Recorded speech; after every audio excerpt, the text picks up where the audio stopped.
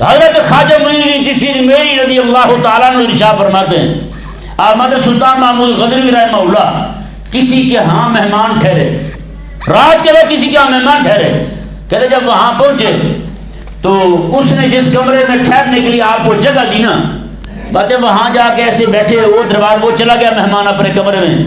کہتے ہیں ان کی نگاہ پڑی اچانک کے اوپر قرآن رکھا ہوا ہے، اوپر قرآن رکھا ہوا ہے،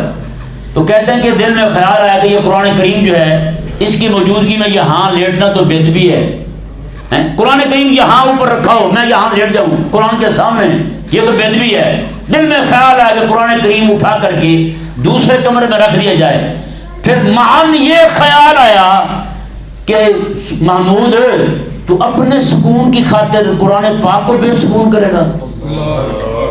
اپنے سکون کی خاطر قرآن کی جگہ بدل رہا ہے تو کہتے ہیں سلطان محمود غزنوی رحمہ اللہ ساری رات قرآن کے سامنے ہاتھ باندھ کے یوں کھڑے رہے، ساری رات سلطان محمود غزنوی رحمہ اللہ قرآن کے سامنے ہاتھ باندھ کے کھڑے رہے۔ تو کیا ہوا